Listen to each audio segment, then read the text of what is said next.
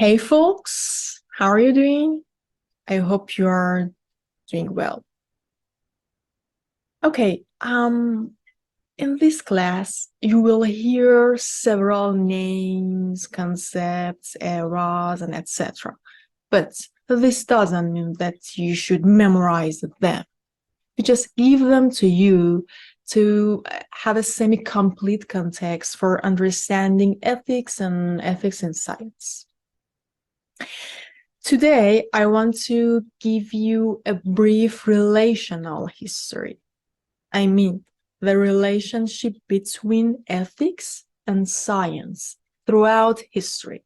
The history of philosophy developing out of the European tradition is customarily divided into classical, medieval, and modern periods.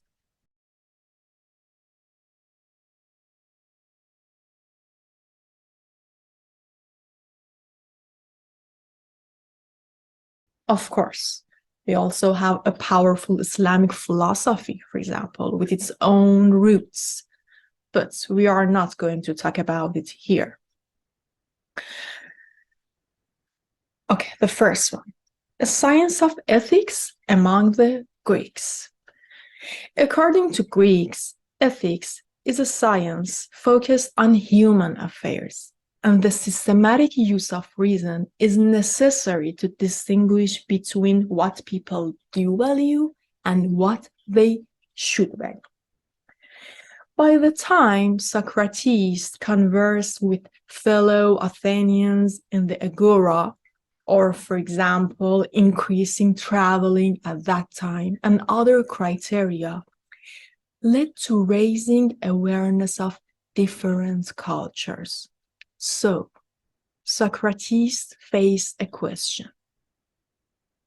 Each society appeared to have its own conventions, but insofar as the traditions and conventions are really differ, which are best? Is there some standard underlying all conventions that can be used to assess them? So it is evident that there is disagreement at work.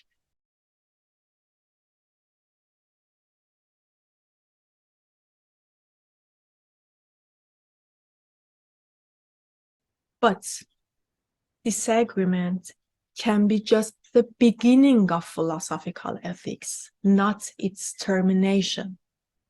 It can lead to both conceptual clarification and substantive argument. Okay, turn to Aristotle. Accordingly, Aristotle argued that philosophical ethics begins once knowledge about conventions is replaced with knowledge about nature. Since convention does vary, but nature does not, which means there should be a static essence at work. There should be telos. Okay, what is telos? Aristotle's telos, or final cause, is the idea that there is a purpose or goal for everything.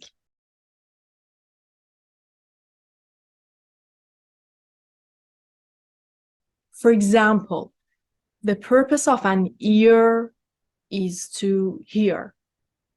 The purpose of a hammer is to hammer things, and a myriad of other examples.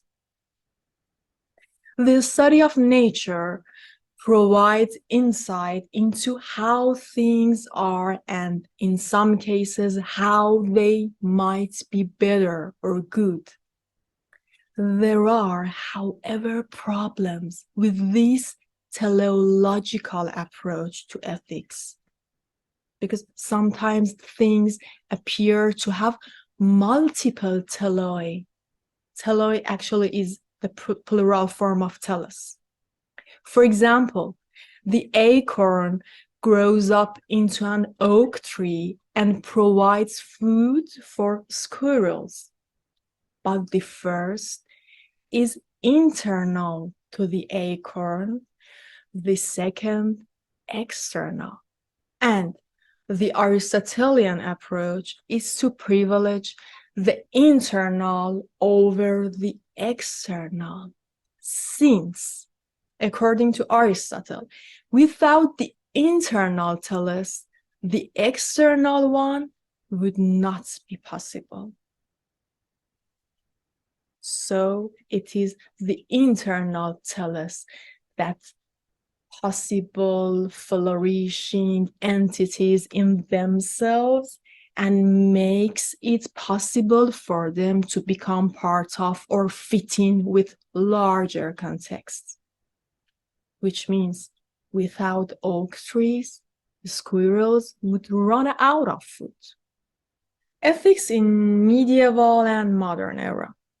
During the Middle Ages, 500 to 1500 CE, natural law ethics as theory and practice, by theory I mean science and by practice I mean technique, was enclosed within the framework of revelation.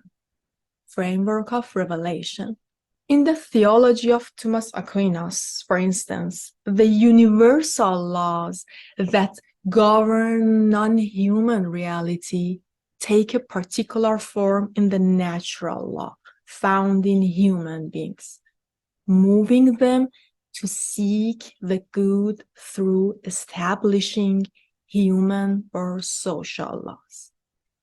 The essential content of natural law, which the few can know by reason, but about which the many may be less sure, is confirmed and fulfilled in divine law, revealed by God through scripture and the church, for example. Although humans can discover on their own through the use of reason that, for instance, murder is wrong because it destroys a particular noble manifestation of nature, for example, the 10 commandments conveyed to Moses by God make it clear to anyone who might lack sufficient intelligence to reach this conclusion. So, in this way, the revelation was working. But the development of the modern era and science in early modern Europe profoundly challenged this approach, medieval approach to ethics. The scientific understanding of nature came to focus no longer on the natures of different kinds of entities, but on laws entirely different from pre-modern natural law. Modern laws of nature are purely physical, transcend all particulars and kinds, and are indifferent to any order of human meaning, which means the modern scientific understanding of nature no longer claims to answer the question of ends or the question of what for. Values that had once been inscribed in the order of things collapse into human will. So, human will. Moral order does not precede human acts, and the task is not to align acts with that order.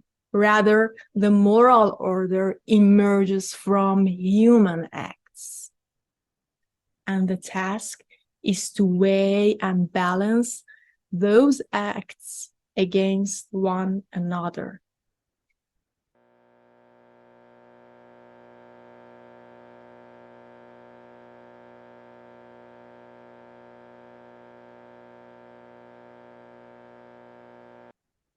So, human create values, not discover values. In this way, the world of science, which means facts, was divorced from ethics. I mean, values.